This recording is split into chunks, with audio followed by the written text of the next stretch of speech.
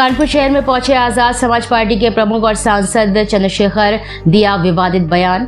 आपको बता दें कि कानपुर नगर के शहर में हालात ठीक नहीं, महिलाओं के साथ रेप, हत्या, अत्याचार हो रहा है।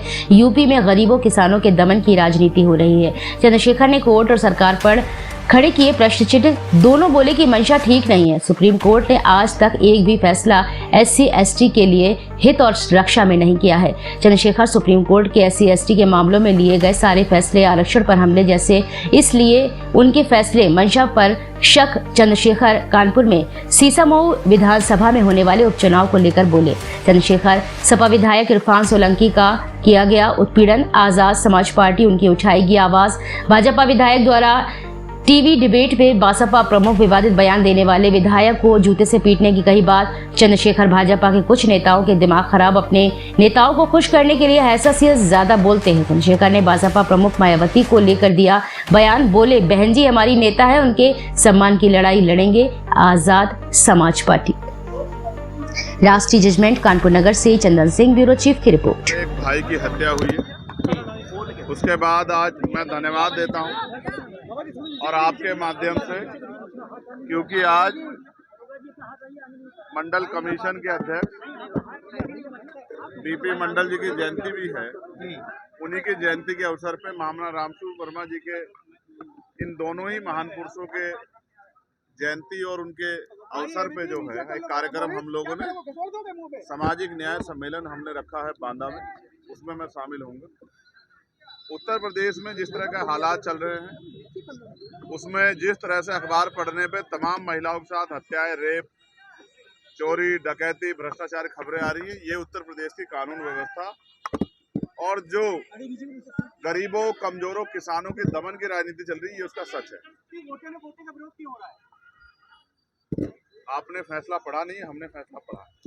हम ये चाहते हैं कि हम भाइयों की एकजुटता बनी रहे और उस एकजुटता के लिए अब हमने प्रयास किया कि बहुत जल्द हम शेड्यूल कास्ट की सभी जातियों के लोगों के प्रतिनिधित्व को बिठा के उनसे वार्ता करेंगे।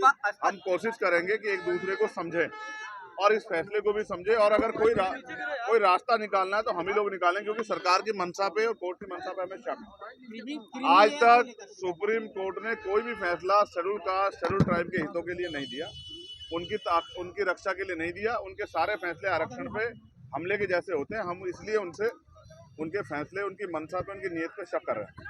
रही बात, अब उपचुनाव है, मेरा प्रयास रहेगा कि इरफान भाई को जिस तरह से उनका उत्पीड़न किया गया है, जिस तरह से उनको सताया गया है, ये किससे छिपा हुआ नहीं। तो मैं कोशिश करूंगा कि आजाद समाज पार्टी के जरिए हम लोग उनकी आवाज़ को भी उठाने का काम करें। उस विधायक को जूते से पीटना चाहिए।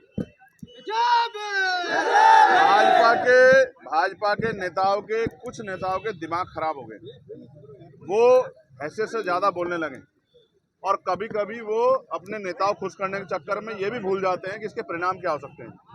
बहन जी हमारी नेता हैं, आदर्श हैं, उनके सम्मान से अगर उनके सम्मान में कोई गलत शब्द कहेगा तो फिर भीम आर्मी के लोग, आजाद समाज पार्टी के लोग उससे हिसाब किताब करेंगे।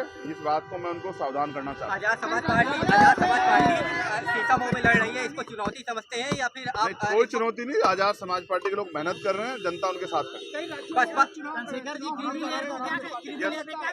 उस पर पार्टी अपनी तैयारी कर रही है और पार्टी का स्टेट का जो ऑर्डर होगा हम लोग उसको फॉलो करेंगे।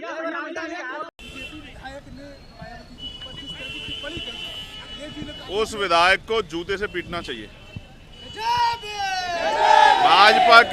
भाजपा के नेताओं के, कुछ नेताओं के दिमाग खराब हो गए, वो हैसियत से ज्यादा बोलने लगे और कभी कभी वो अपने नेताओं खुश करने के चक्कर में ये भी भूल जाते हैं कि इसके परिणाम क्या हो सकते हैं। बहन जी हमारी नेता हैं, आदर्श हैं, उनके सम्मान से अगर उनके सम्मान में कोई गलत शब्द कहेगा तो फिर भीम आर्मी के लोग, आजाद समाज पार्टी के लोग उससे हिसाब किताब करेंगे। इस बात को मैं उनको सावधान करना चाहता हूँ।